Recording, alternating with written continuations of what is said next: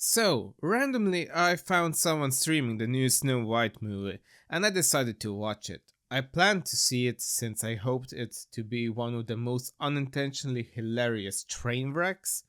Of course, I wasn't planning on going to the cinema since why on earth should I be giving my money to this film? So, since I got a chance to see this film earlier than expected, here's my short review. By the way, everything that I'm going to say consists of me just writing down things as I watch the movie. And this also includes the screenshots that you're going to see here. They are on purpose in bad quality, just in case Disney would have a problem with me showing parts of the film before it's officially released outside of the cinema.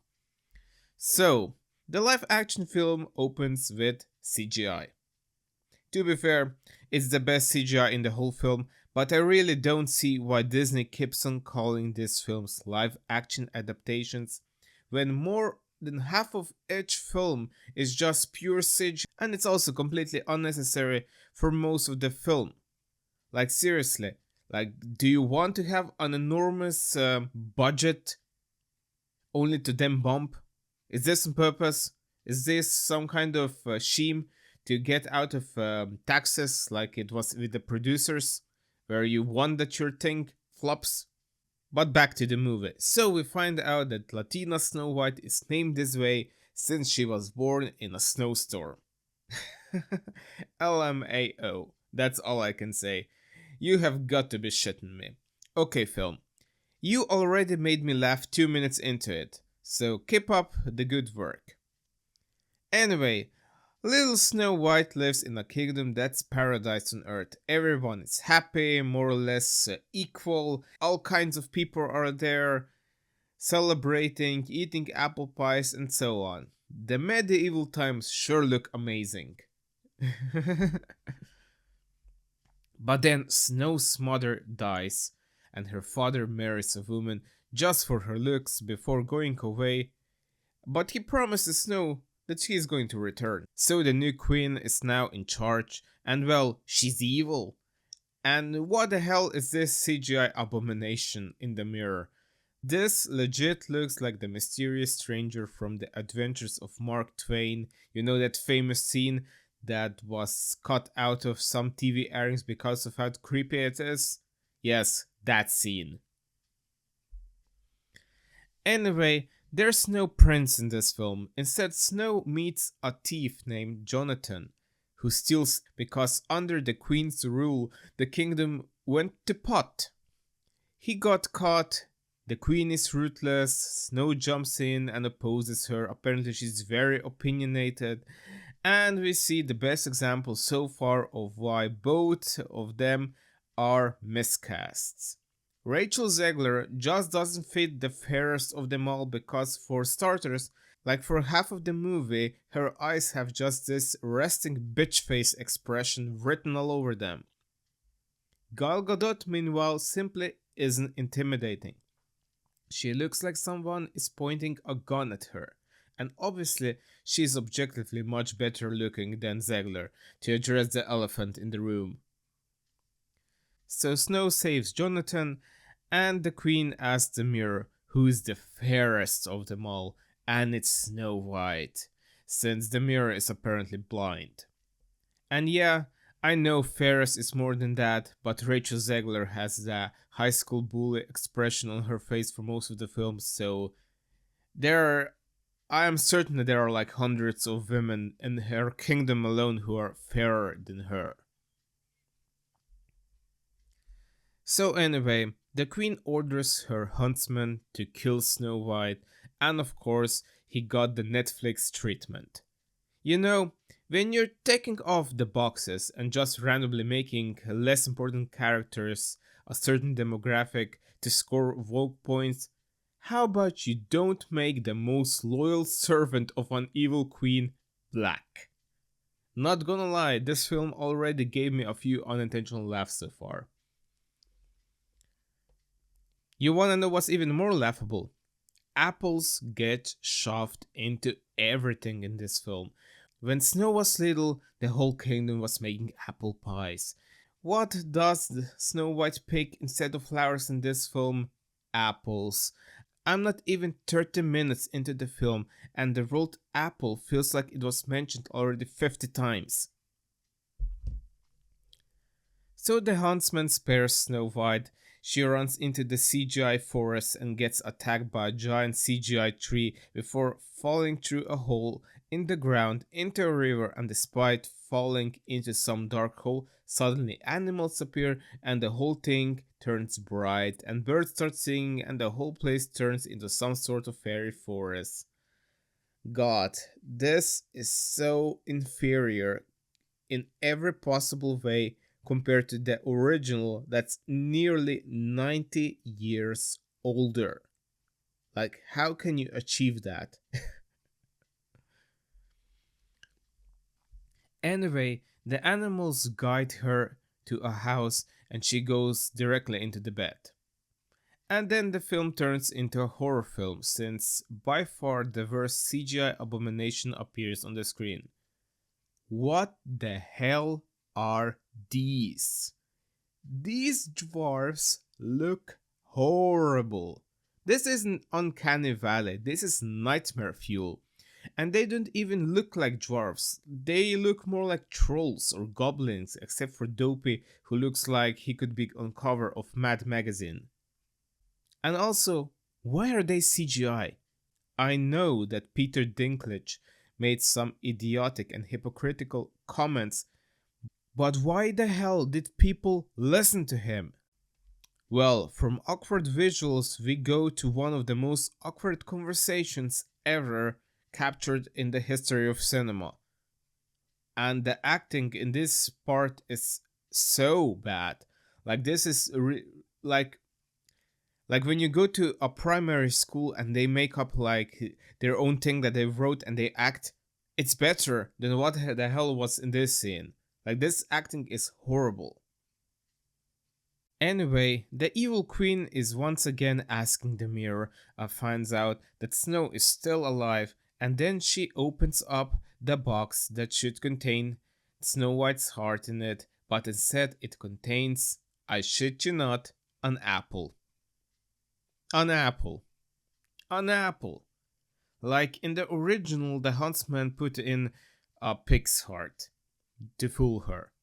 But an apple? Like, did he seriously thought that she wouldn't check? Or what the hell was this? My god.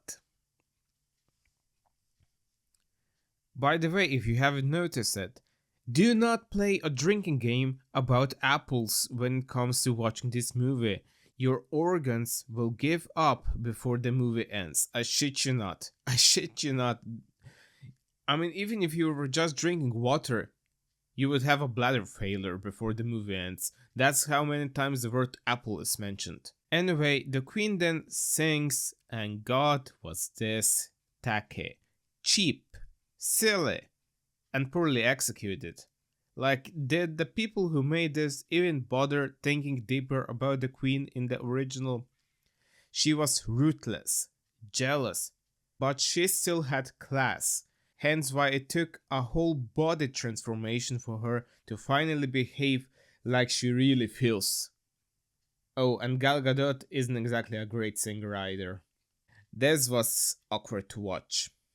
So back at the dwarf's house, they start fighting and Dopey's feelings get hurt, so Snow teaches him how to whistle, and somehow that solves all the problems. To whistle. Granted, I myself don't know how to whistle, I simply can't do it, but I highly doubt that all of my problems would be solved if I learned to whistle. So after that, Snow White thanks the dwarfs for letting her stay in their house by showing them how to clean the house, because girl power. Why the hell should she do anything? Why the hell should she do cleaning? Why the hell should she show gratitude to the people who saved her? But in all honesty, the song here and the overall chemistry of Snow and her CGI companions drastically improved. I'm going to give credit where credit is due. So I think at this point Zegler finally got used to playing in a live action film where she's more or less the only person in it because everything else is CGI. That would also explain why the previous conversation with the dwarfs I mentioned before was so awkward. Here, she at least got used to it. But I'm sure that this movie was very, very, very awkward to shoot for her. I'm certain of it. Anyway, Snow White decided to face the queen and stand up, and that fat-faced dwarf has a long rant about social economics because how do you improve Snow White, the original Snow White, by inserting modern day politics into it? And then the dwarfs go to work and say goodbye to Snow White as she goes on a suicide mission. Because she is not going to stand around here and be a damsel in distress, she is going to go there and face the queen. Yeah, that's a really logical decision to make. But no worries, the thief, saves her. Is it just me, or are they rather desperately trying to turn this movie into Tangled at this point? Because there are so many similarities with the thief from Tangled to the thief in Snow White that it's getting rather uncanny. And turns out he's the leader of the most diverse cast of medieval bandits in Europe ever. But I think that there is still some improvement needed. They should have had one of them in a wheelchair for good measure. Anyway, at this part of the movie, Snow becomes a girl boss, saving the bandits from the soldiers and preventing conflict between the bandits and the dwarves since she is proven as a natural leader somehow. But then the soldiers return and the bandits split up and Jonathan gets captured. Meanwhile, the queen decides to undergo a transformation which makes no sense in this film because she already has more or less Snow White and her friends cornered with her armies, so why the hell does she decide to become an old hag in this film? It makes no sense. In the original, it made sense. In the original fairy tale, it made sense. Here, it simply doesn't. Furthermore, this part is such a downgrade to the original transformation into the hag. Like it just feels awkward. It feels like the effects feel almost like they are made out of a TV movie. They are that bad. So the queen goes to Snow White, gives her the apple, and after taking a bite, tells Snow White that she killed her father. Really? Like, it was obvious at this point. And so the queen becomes the fairest of them all in the Netflix kingdom. Meanwhile, the prince escapes the dungeon with the huntsman since he now knows what true courage is because of Snow White's bravery. I shit you not, that's what he said. So he finds Snow White dead with the dwarfs, gives her a kiss, and she awakes, and they kiss again. Very ironic considering Rachel Zegler's comments about the original movie, but then again, hypocrisy goes hand in hand with people like her, so no surprise here. Now that the king's death is confirmed, Snow White has a moment of thought to herself, and then a random snowflake falls from the sky and lands on her. Like, what? Like, what? That felt awkward. And so she enters the Netflix kingdom and has a standoff with the queen, who has a speech about her powers and summons a dagger, giving it to Snow White and tells her to do the job if she wants a throne. That doesn't happen, so she arrests Snow White and orders her to be killed. But then Snow White has a speech, reminding the people of the past and how she knows the name of everybody in the kingdom, including the guards. And she reminds them of who they used to be.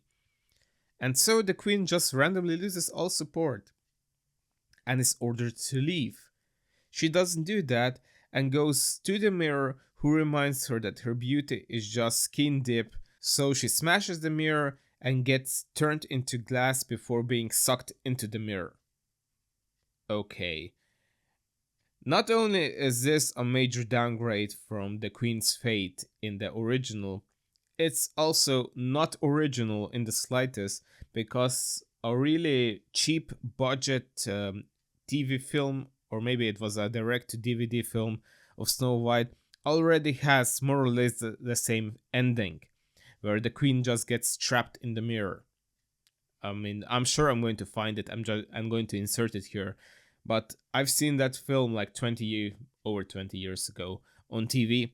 So yes, it happened. Like I instantly was reminded of that film when I saw this scene with Gal Gadot. So anyway, the kingdom once again becomes paradise on earth. Dopey is revealed to be the narrator of the film, and they all lived happily ever after. Honestly, I'm somewhat disappointed. I hoped for this to be a way bigger train wreck, but instead it was just a painfully middle of the road train wreck. Of course, there's no respect to the original, and I didn't expect that. With everything that you knew about the film going into it, there was obviously just going to be a really cheap, shameless cash grab, which, from what I'm hearing, is not going to be the case, at least when it comes to the cash grab part, because this movie is shaping up to be quite the big box office bomb. It, however, is nowhere near as bad as people make it out to be. There are literally hundreds of movies worse than this, but it's not a good movie either. It's just painfully middle of the road with some scenes that are just incredibly cringy, unnecessary. And yes, this film got so much bad publicity just because of Rachel Zegler doing everything to make people hate the film and also her. And she succeeded. She succeeded. Even without her, I don't think this movie would be doing that well, but I think that most people would just ignore it. So don't bother watching this film. I watched it because I hoped it was a train wreck. It was sort of, but not enough to be really that entertaining. Maybe if you have a group of people and you just want to have a cheap laugh with some really cringy scenes, maybe then you can do it, but I would think the best thing would be just to watch certain parts of the film, because with how long is this film, like an hour and a half or something like that? It's too much. Like, this film could have been at least half an hour shorter. So yes, rather watch the original Snow White, which is one of the best films ever made. It was really done to perfection, to the point where you really don't have much to say about the film being improved in any kind of way, because it was just perfectly done, and it still holds up today. And in a few years, it's going to become public domain, so that will be interesting. So yes, these are my 2 cents about Disney's 2025 Snow White.